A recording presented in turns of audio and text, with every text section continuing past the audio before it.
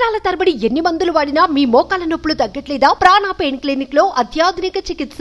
ఆంధ్రప్రదేశ్ లో టీడీపీ కూటమి ప్రభుత్వం తామిచ్చిన హామీలను అమలు చేయడంపై ఫోకస్ చేస్తోంది. ఇప్పటికే ల్యాండ్ టైటిలింగ్ యాక్ట్ ను రద్దు చేసి మెగా డిఎస్సి కోసం కసరత్తు చేస్తోంది.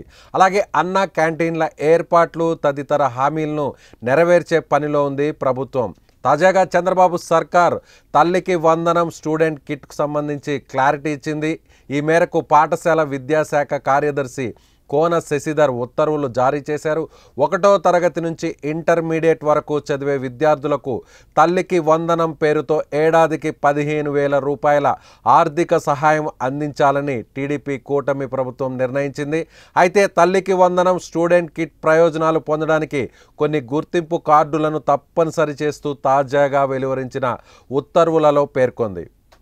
స్టూడెంట్ కిట్ పథకాలకు సంబంధించి డబ్బుల కోసం లబ్ధిదారులు తప్పనిసరిగా ఆధార్ కార్డు కలిగి ఉండాలి. ఒకవేళ ఎవరికైనా ఆధార్ కార్డు లేకపోతే వెంటనే దరఖాస్తు చేసుకోవాలి. అయితే ఆధార్ వచ్చే వరకు 10 రకాల పత్రాలను పరిగణలోకి తీసుకుంటామని ప్రభుత్వం పేర్కొంది.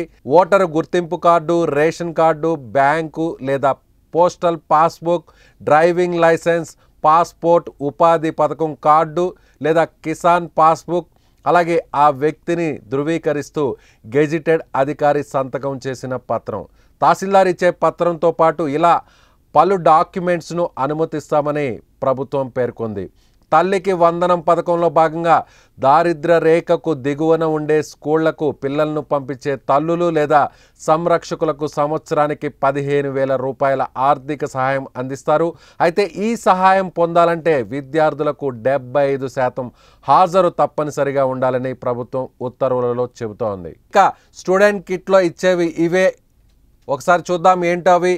ఇక స్టూడెంట్ కిట్ కింద ప్రభుత్వం ఎయిడెడ్ స్కూల్లో చదివే విద్యార్థులకు పాఠ్య పుస్తకాలు, బ్యాగ్, నోట్ పుస్తకాలు, అలాగే వర్క్ బుక్లు, అదేవిధంగా ఇంగ్లీష్ డిక్షనరీ, అలాగే 3 జతల యూనిఫామ్, ఒక బెల్ట్, అలాగే 1 జత బూట్లు, 2 జతల సాక్సులు అందజేస్తున్నట్లు గవర్నమెంట్ చెబుతోంది.